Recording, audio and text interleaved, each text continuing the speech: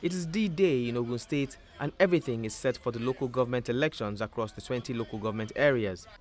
Here at the Obafemi Awode local government office, it's a hive of activities, security operatives present in their numbers, electoral staff are receiving final instructions, and vehicles transporting materials are leaving one after the other.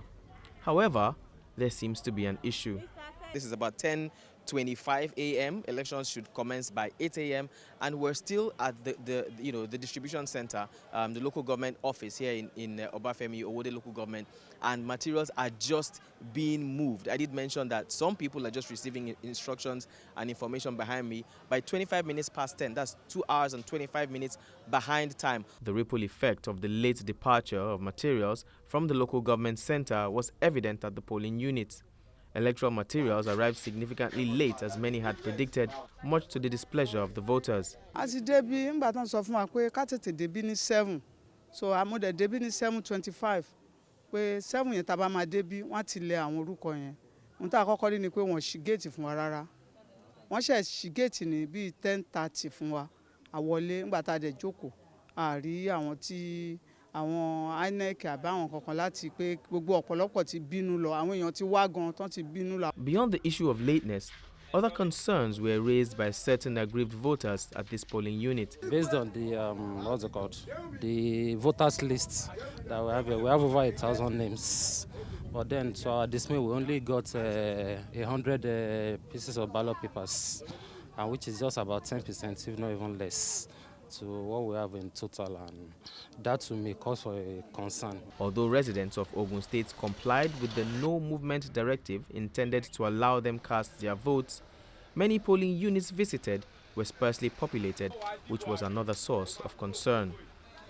At Unit 01, Ward 14, Abeokuta South, a party agent who chose to remain anonymous alerted us to some irregularities he witnessed at his polling unit. He said somebody came and announced to the voting officers here that they got information that there was some disturbance somewhere around, electoral violence, and that they should try and hasten their process and leave the area. And then they began to rush off without even counting and announcing the results.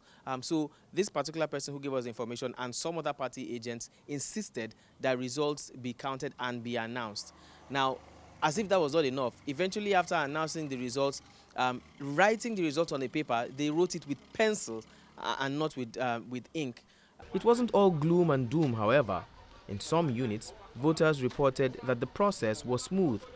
But as expected, there were others who held contrasting opinions. I give kudos to the OGSEC for conducting a very peaceful and organized election. If you wouldn't mind, I would say this is the best of it all so far. Everything was under free and fair. We have all the agents, they conducted themselves very well. The turnout, on the other hand, has been very poor.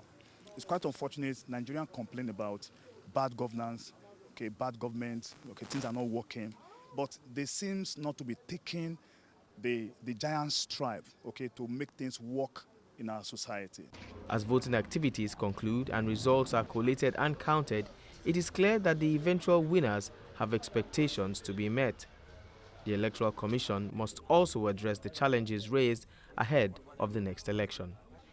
In Abeokuta for News Central, I'm Bernard Akede.